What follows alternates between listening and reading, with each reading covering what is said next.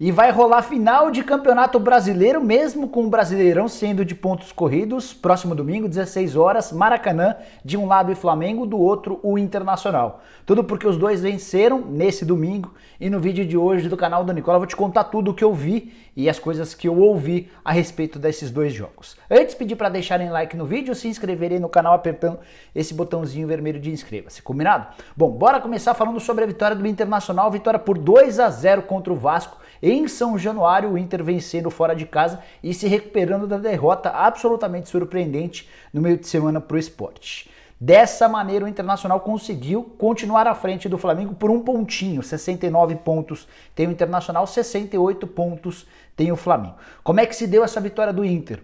Primeiro gol quase que simultâneo ao gol do Arão no Maracanã.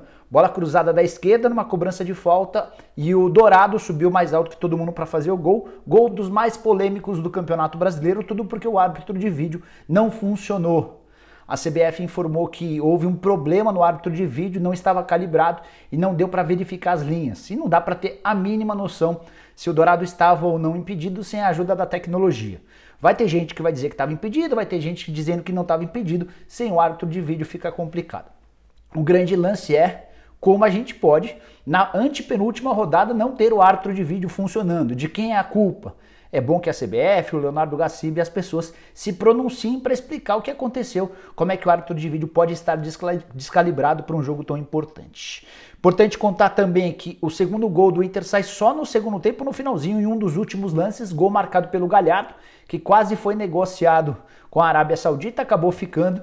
E a maldade nesse gol é que o Galhardo era jogador do Vasco. Até fez um bom início no Vasco, mas saiu meio queimado por conta de confusões, vestiário, ele reclamava muito de salários atrasados e o Galhardo acabou fazendo o 2-0.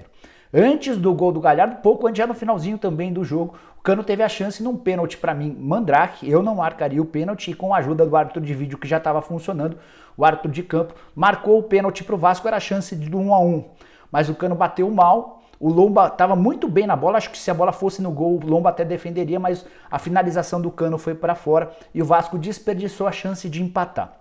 Com um placar de 2-0, vitória importante do Internacional. Eu nem gostei do segundo tempo do Inter, acho que o Inter convidou demais o Vasco da Gama. O Vasco, mesmo com todas as suas limitações, teve algumas oportunidades para chegar ao gol do empate, como por exemplo no lance do pênalti. No próximo domingo, contra um adversário bem mais difícil e qualificado, se o Internacional repetir essa estratégia de dar campo ao adversário e convidar o adversário, pode ter enormes problemas. É bem verdade também que o Inter passa a ter a volta do Patrick, que é jogador fundamental para esse estilo de transição, de time que recupera a bola e sai rápido para o contra-ataque. Só para contar também ainda sobre o Inter, que o Abel Braga bateu o recorde de jogos à frente do Inter, passou a ser o técnico que mais comandou o clube e pode ser, no próximo domingo, campeão brasileiro. Para que o Inter se sagre campeão brasileiro, vai precisar vencer o Flamengo no Rio de Janeiro. A diferença é que é de 1 ponto, iria para 4. Tudo isso a uma rodada do fim do Campeonato Nacional. Vamos falar agora sobre o Vasco da Gama. O Vasco da Gama que não vence há 5 jogos e não marca gols nos últimos 4 jogos. Hoje está na zona do rebaixamento, é o 17º colocado, estacionando os 37 pontos conquistados. O Bahia tem 38, é o primeiro time fora da zona do rebaixamento. O Bahia que conseguiu um empate com o Atlético Mineiro nesse sábado. E para piorar a situação do Vasco, o Goiás renasceu das cinzas. Hoje aparece com 36 pontos ganhos, ou seja, 1 ponto a menos do que o Vasco da Gama. Vasco e Goiás se enfrentam na rodada final do Campeonato Brasileiro. Situação muito, mas muito crítica do Vasco, desses 3 times que eu citei. Bahia, Vasco e Goiás, 2 serão rebaixados. O Vasco ainda enfrenta o Corinthians como visitante no próximo final de semana e na última rodada recebe o Goiás. Acho que falei tudo sobre esse jogo. Queria falar também sobre Flamengo e Corinthians. Jogo que aconteceu no mesmo horário, na mesma cidade. A diferença é que a partida do Vasco do Inter em São Januário, Flamengo e Corinthians se enfrentaram no Maracanã. Cenário ligeiramente parecido, de um time que é melhor do que o outro. O Flamengo é bem melhor do que o Corinthians, mas que também sofreu. O primeiro gol do jogo sai aos 9, gol do William Arão, numa cobrança de falta, o Arão, que foi a novidade do time com o zagueiro. O Gustavo Henrique foi para o banco de reservas e o Rogério Ceni colocou para jogar Rodrigo Caio e o William Arão improvisado. O Arão sobe mais que tudo. Sobe não, ele se antecipa e cabeceia para fazer 1-0. Pouco depois, aos 20, o Léo Natel recebe a bola do Arauz e bate na saída do Hugo para fazer 1-1. Esse resultado persiste até os 10 do segundo tempo, quando o Bruno Henrique chuta de fora da área, da entrada da área, o Cássio para mim espalma mal, o Everton Ribeiro pega o rebote, cruza e o Gabigol de perna esquerda só empurra a bola para dentro do gol. Mais de 3 minutos de análise do árbitro de vídeo para conferir primeiro se o Everton Ribeiro estava impedido, depois se o Gabigol estava impedido, e com a ajuda da tecnologia o gol foi confirmado. Também não vou ser louco de brigar com a tecnologia. A impressão que eu tive a olho nu é que o Gabigol estava impedido, mas se a tecnologia fala que foi gol legal, certamente gol legal, e seguimos o assunto. O Corinthians, a partir da desvantagem, se mandou para o ataque, o Mancini fez algumas mudanças, colocou o Luan em campo, o Luan muito mal, que péssima fase do Luan, que péssimo reforço foi o Luan. Já o Gabriel Pereira, menino da categoria de base, que disputou a Copa São Paulo de 2019, entrou bem, gostei bastante da atuação dele. O Corinthians criou algumas oportunidades, incomodou, levou algum perigo, mas acabou perdendo mais uma vez. Bom momento do Flamengo nessa reta final do Campeonato Brasileiro, são 5 jogos sem perder, com 4 vitórias e um empate na rodada passada contra o Red Bull Bragantino.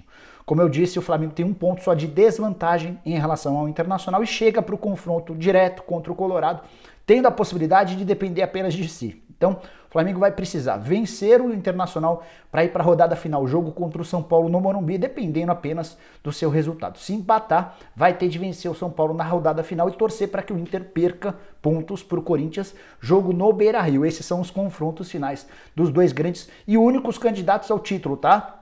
Com as vitórias de Flamengo e também do Internacional, a gente já descartou qualquer possibilidade de título do São Paulo e do Atlético Mineiro, que vinham tropeçando nas últimas rodadas. Importante contar também que o Gabigol saiu reclamando, teve um entorse no joelho. Essa informação foi divulgada pelo Flamengo logo depois da partida.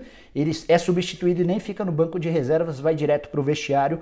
E o Arrascaeta também foi flagrado no banco, pouco depois de ser substituído, com gelo no tornozelo. E o Flamengo divulgou que ele tem dores no tornozelo. Certamente seriam 2 baixas importantíssimas para o jogo contra o Inter, mas ainda é muito cedo para fazer qualquer projeção. É preciso aguardar cenas dos próximos capítulos para saber quais dos 2 estará à disposição ou se os 2 vão poder jogar essa grande final de Campeonato Brasileiro. Por último, mas não menos importante, vamos falar sobre o Corinthians, que perdeu num jogo em que ele era claramente inferior ao adversário, mas conseguiu até equilibrar as ações, especialmente no segundo tempo. O Corinthians acabou perdendo uma posição na rodada, pelo menos até esse momento, pode até perder mais posições. O Corinthians é o 9º colocado com 49 pontos, 1 ponto a menos do que o Santos, que seria o último time a garantir vaga em Libertadores na América, levando em consideração que a gente vai ter um G8. E a curiosidade é que Santos e Corinthians se enfrentam no meio de semana em jogo atrasado do Campeonato Brasileiro, jogo que promete demais. Logo na sequência, o Corinthians ainda assiste ao Fluminense enfrentando o Santos, outros 2 times que seguem nessa briga por vaga em Libertadores da América. Como eu disse, achei que o Cássio falhou no segundo gol, Luan muito mal, Gabriel Pereira bem, o Arauz fez um bom primeiro tempo, mas não conseguiu manter o ritmo, acabou sendo substituído na etapa final.